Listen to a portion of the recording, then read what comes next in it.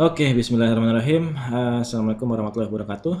Sekarang kita masuk di materi tentang memahami struktur iklan di dalam Facebook Ads dengan benar. Jadi sebelum kita berjalan beriklan, ada baiknya Anda memahami dulu nih Facebook Ads itu strukturnya seperti apa, sehingga nanti Anda membaca datanya juga lengkap, mudah ya, terstruktur, rapi. Jadi ketika Anda mau nanti bereksperimen, testing iklan mana yang menghasilkan, itu juga istilahnya enak membacanya. Jadi valid datanya. Misalnya Anda nanti saya jelaskan ya, pokoknya lebih detail lah. Pokoknya struktur yang benar itu bisa mempermudah banyak hal ke depannya. Jadi Anda harus pahami ini. Oke, jadi struktur iklan di Facebook itu sederhananya ada campaign ya, sesuai tab tadi ya. Ada tab campaign, lalu di dalam campaign bisa ada beberapa ad sets. Dan di dalam ad set itu bisa ada banyak iklan. Jadi dalam satu campaign, satu kampanye, satu campaign lah ya, kita nyebutnya campaign. Kita bisa punya beberapa banyak sekali ad set ya, dimana ini biasanya penggunaannya ad set yang pertama itu untuk misalnya kita mau tes beberapa targeting audience. Ada orang, kita menjual katakan sepatu futsal mungkin ya, sepatu futsal, kita mau tes audiensnya.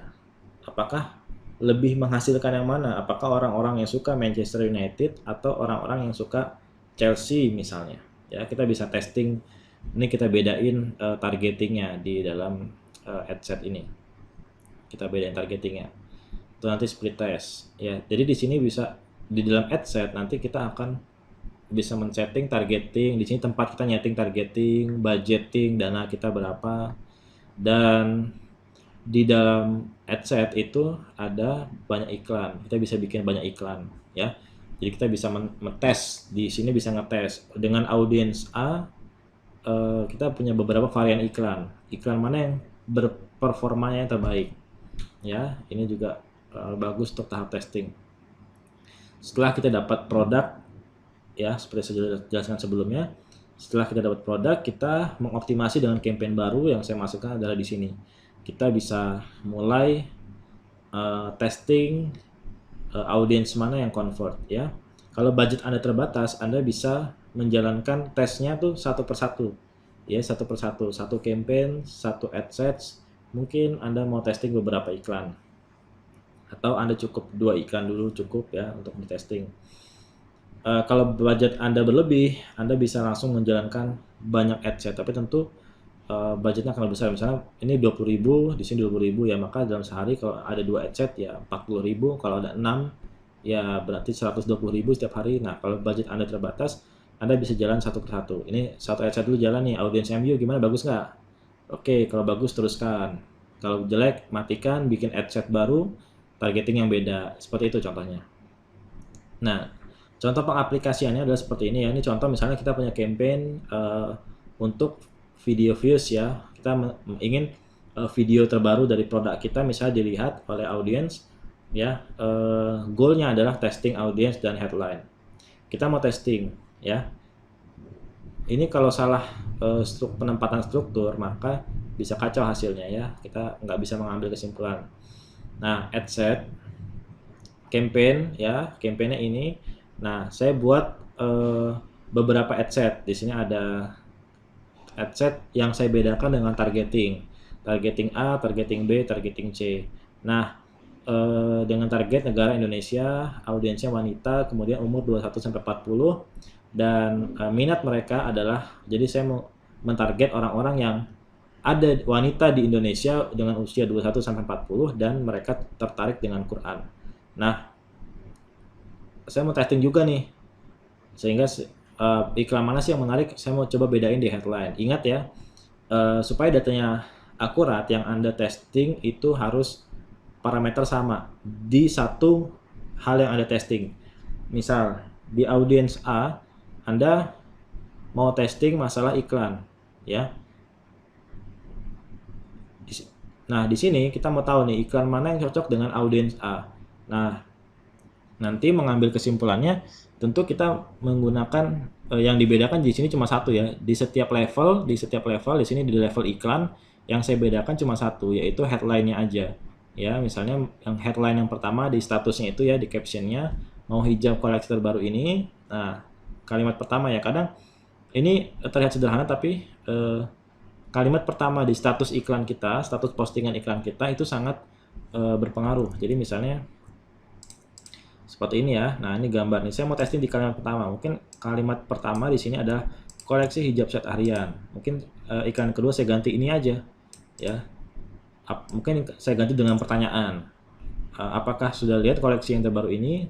Terus iklan yang ketiga saya buat postingan baru, bedain ini aja. Ini ya, saya cuma mentes satu hal yang krusial biasanya adalah kalimat pertama atau status caption yang terlihat oleh user ya di bagian atas ini pertama kali ketika di timeline mereka.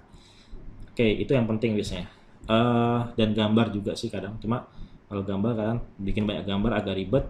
Biasanya saya suka headline-nya aja. Headline itu penting.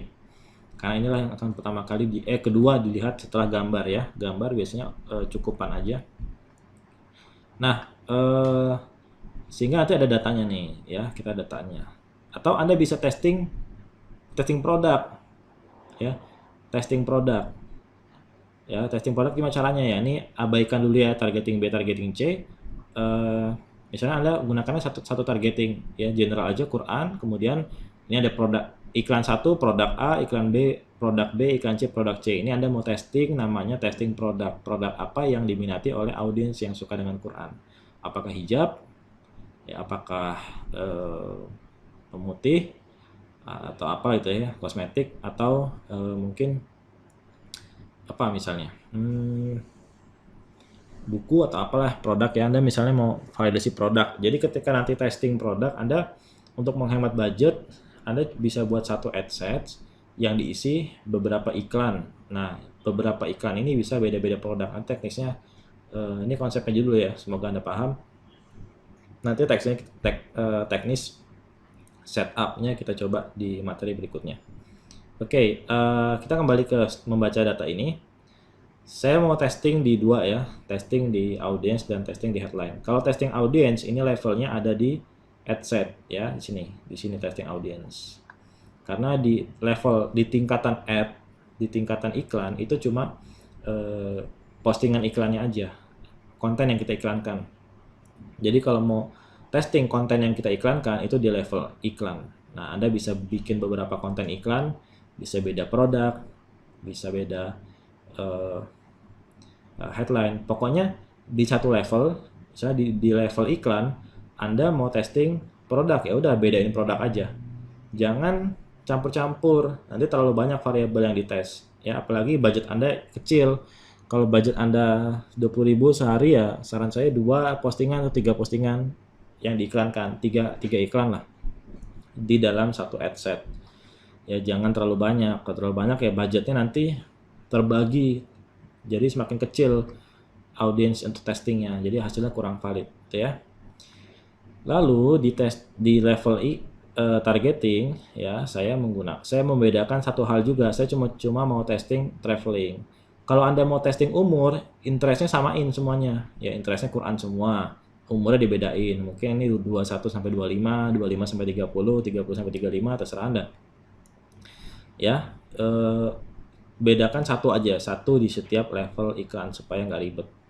Nah, Anda perhatikan ini saya bedain di sini Quran, di sini traveling, di sini food, tetapi iklannya sama ya, di sini varian iklannya sama. Video promo A sama ya, videonya sama ya, konten videonya sama. Lalu headline-nya saya bedakan. Nah, headline-nya saya bedakan. Tapi di sini sama ya, konten iklan di sini sama di sini sama. Ya, Anda lihat ya, sama ya.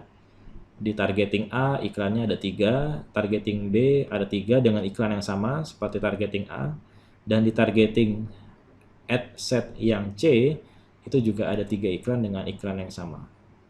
Jadi harus terstruktur dengan rapi.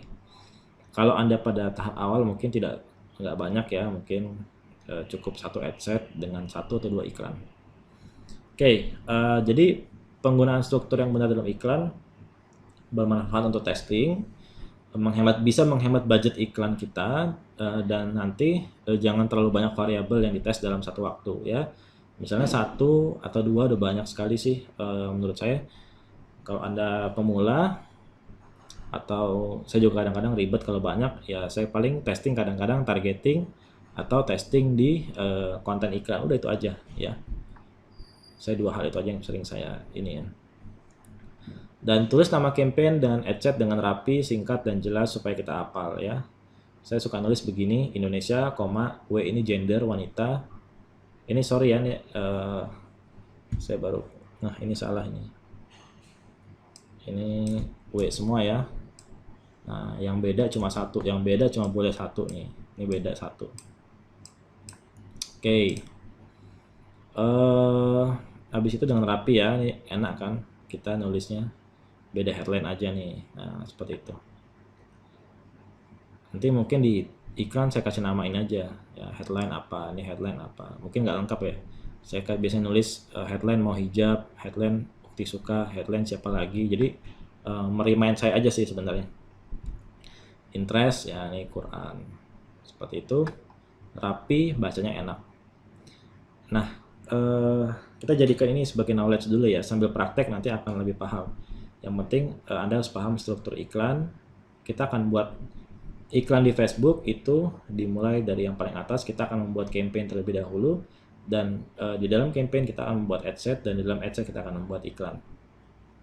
Oke ya, jadi campaign memuat banyak adset, dan di dalam adset memuat banyak set iklan, bisa banyak set iklan ya. Ada beberapa iklan yang sudah kita set dan kita grouping, kita kelompokkan dalam sini, dan beberapa targeting, kelompok targeting kita kelompokkan dalam satu campaign ya.